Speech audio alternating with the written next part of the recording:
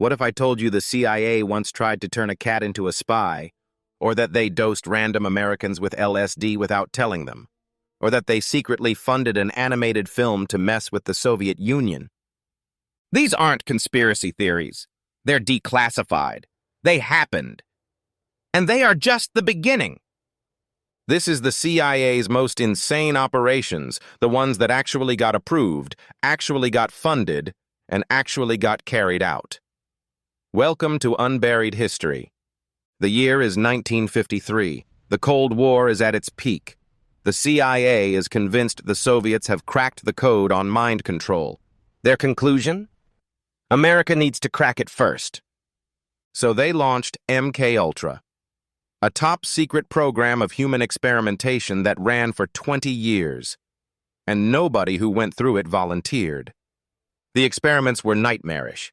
Subjects, many of them prisoners, psychiatric patients, and soldiers who had no idea what was happening, were given LSD, mescaline, and other psychoactive drugs. Some were subjected to days of sensory deprivation. Others were given electroshock therapy combined with drugs to try to wipe their personalities and rebuild them from scratch. The program ran across 80 institutions, universities, hospitals, prisons. The CIA hid funding through shell organizations so no one would know where the money came from.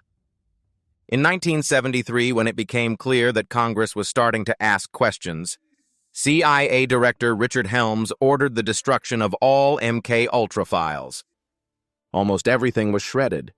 But in 1977, a CIA employee found 20,000 documents that had been misfiled in a financial records building. They'd been missed. Senate hearings followed. The full picture emerged.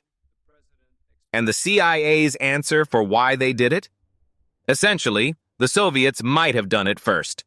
Some victims never recovered, and to this day, nobody was ever prosecuted.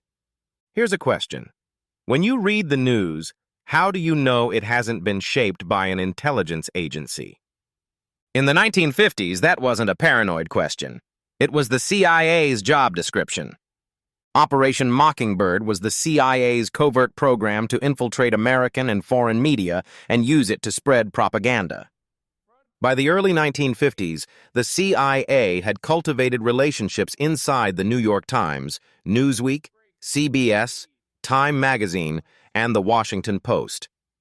In 1976, a congressional investigation revealed the CIA maintained a network of several hundred people around the world, providing intelligence and pushing propaganda through newspapers, radio stations, book publishers, and TV networks. One senior CIA official summed up the value of this perfectly. One journalist, he said, is worth 20 agents. They also secretly funded the 1954 animated film of George Orwell's Animal Farm, editing the ending to make it more anti-communist than Orwell himself intended.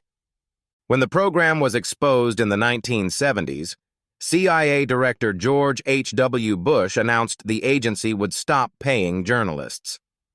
Whether that promise was kept, or whether any version of this continues today, remains unknown.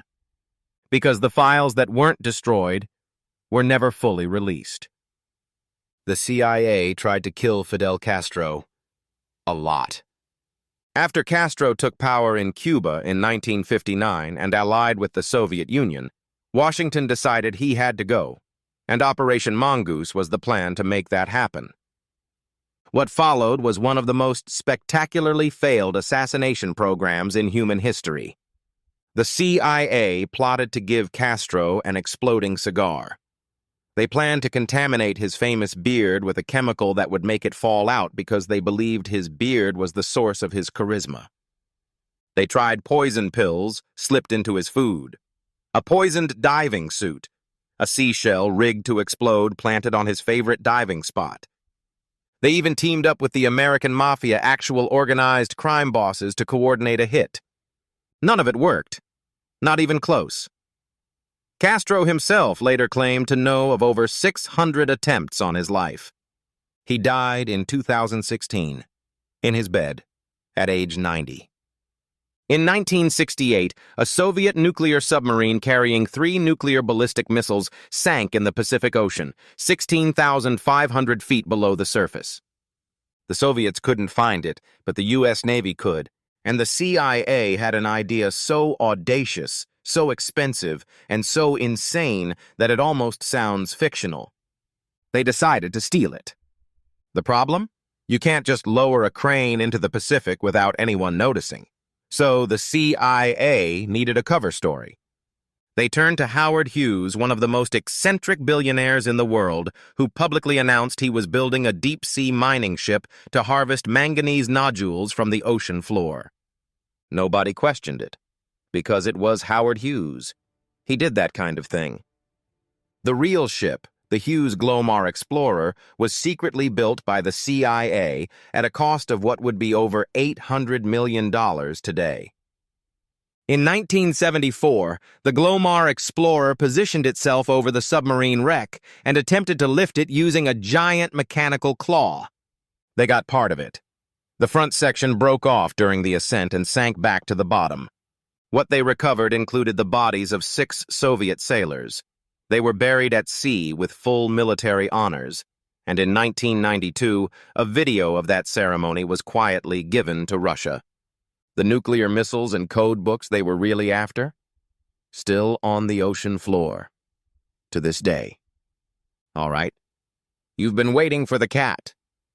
During the Cold War, the CIA genuinely believed that if they could get a microphone close enough to Soviet officials during outdoor meetings, they could gather critical intelligence.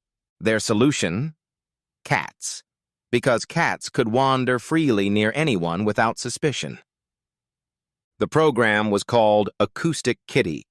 CIA scientists surgically implanted a microphone in the cat's ear canal, a small radio transmitter at the base of its skull, and a thin antenna wire woven through its fur along its tail.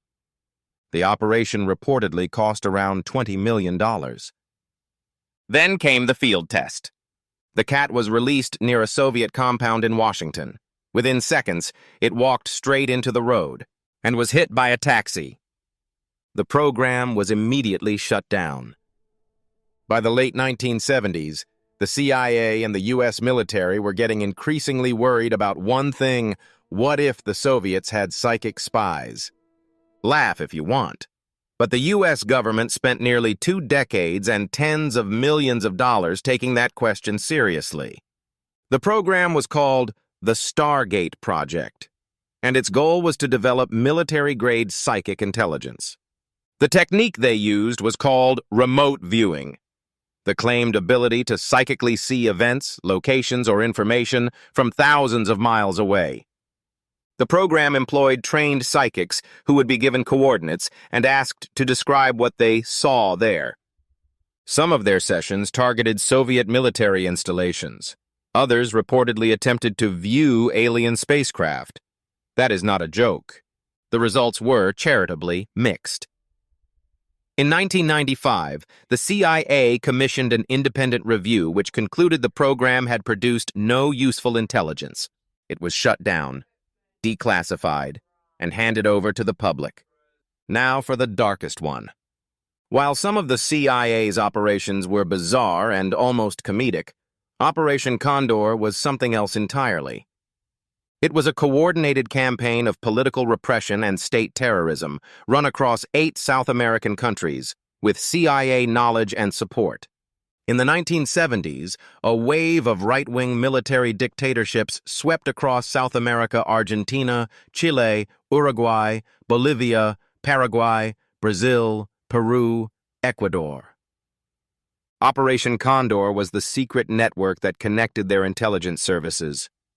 Their shared mission: to hunt down, torture, and kill political opponents. Journalists, activists, union leaders, students even across international borders. Declassified documents confirmed the CIA knew. They provided training, communications infrastructure, and intelligence. How much they directed versus enabled is still debated by historians. The death toll runs into the tens of thousands. Survivors and families spent decades demanding accountability. Some dictators were eventually tried and convicted in their own countries. No American official was ever charged. In 2020, newly declassified State Department documents revealed even more details about U.S. awareness of the killings as they happened. The files are still being released. A cat turned into a spy, LSD given to unsuspecting citizens, psychics hired to remote view Soviet bases, a fake mining company used to steal a nuclear submarine, and then on the darkest end, a continent of people terrorized with American knowledge and American support. These weren't fringe operations. They were approved, funded, carried out by educated professionals in suits who genuinely believed they were protecting the free world. The question isn't whether governments do things like this. History tells us they do. The question is, what's still classified? Drop that question in the comments. And if this video made you see something differently, subscribe. New history every week. This has been Unburied History.